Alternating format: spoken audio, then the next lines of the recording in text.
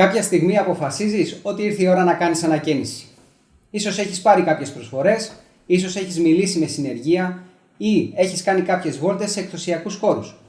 Αλλά κάπου στο πίσω μέρος του μυαλού σου υπάρχει ακόμα αυτή η αίσθηση ότι κάτι δεν έχει μπει ακόμα σε τάξη. Ότι δεν έχεις ξεκάθαρη εικόνα, τι ακριβώς πας να κάνεις, πόσο θα κοστίσει πραγματικά και από πού να ξεκινήσεις. Αν νιώθεις έτσι, αυτό το βίντεο είναι για σένα. Θα σου εκμυστηρευτώ κάτι. Οι περισσότερες ανακαινήσεις δεν ξεφεύγουν μόνο επειδή κάτι έτυχε και δεν πάνε στραβά επειδή τα συνεργεία δεν έκαναν καλά τη δουλειά τους. Πολλές φορές το πρόβλημα ξεκινάει πολύ νωρίτερα. Ξεκινάει όταν ο ιδιοκτήτης μπαίνει στη διαδικασία χωρίς να έχει ξεκαθαρίσει τι ακριβώς θέλει να κάνει, πόσα χρήματα έχει πραγματικά διαθέσιμα, ποιες αποφάσεις πρέπει να πάρθουν πριν ξεκινήσουν οι εργασίες, ποια πράγματα πρέπει να μπουν τώρα, ποια μπορούν να περιμένουν και πώς θα συγκρίνει προσφορές χωρίς να συγκρίνει απλώς τιμές στον αέρα. Είμαι ο Πάνος Θεοδόσης, σύμβουλος οργάνωσης ανακαίνισης. Μεγάλωσα μέσα σε βιοτεχνία ξύλου και από το 2010 βρίσκομαι μέσα σε κατασκευές, ανακαινήσεις, κουζίνες, ντουλάπες, μετρήσεις, συνεργεία, πελάτες, εργοτάξια και αποφάσεις που στην πράξη κοστίζουν χιλιάδες ευρώ.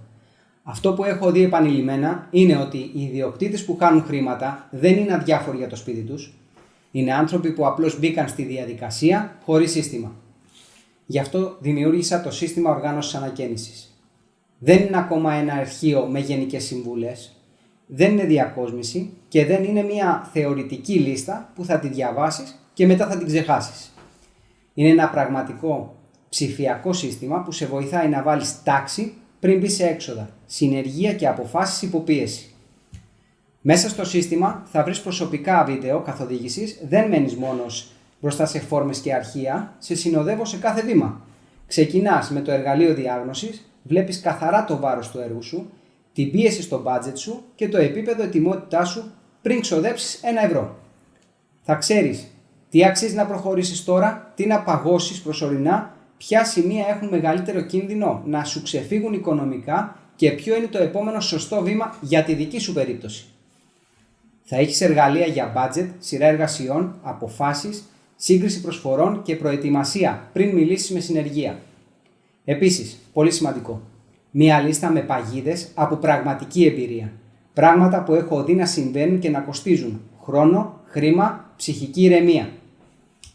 Θέλω να είμαι ξεκάθαρος. Το σύστημα δεν αντικαθιστά μηχανικό, αρχιτέκτονα, τεχνική μελέτη, άδεια ή επίβλεψη έργου.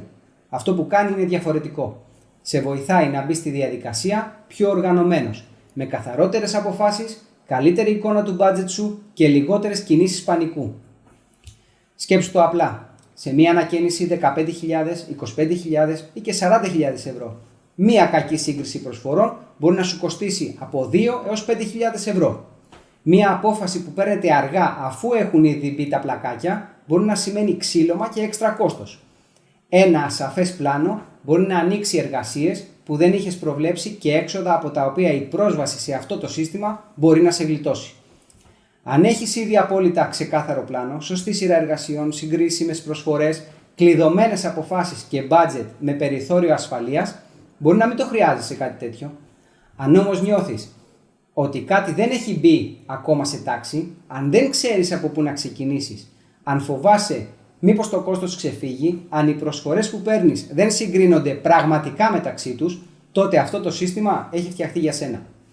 Ο στόχος δεν είναι να σου δώσω περισσότερη πληροφορία. Πληροφορία υπάρχει παντού. Ο στόχος είναι να σε βοηθήσω να βάλεις σειρά, να δεις καθαρότερα την εικόνα και να πάρεις καλύτερες αποφάσεις, πριν η ανακαίνιση αρχίζει να κοστίζει πραγματικά. Αν ετοιμάζεσαι να ξεκινήσεις, κάνε το σωστά από την αρχή. Η πρόσβαση είναι άμεση. Τα εργαλεία σε περιμένουν. Και θυμήσου, στην ανακαίνιση, αυτό που δεν οργανώνεις, το πληρώνεις.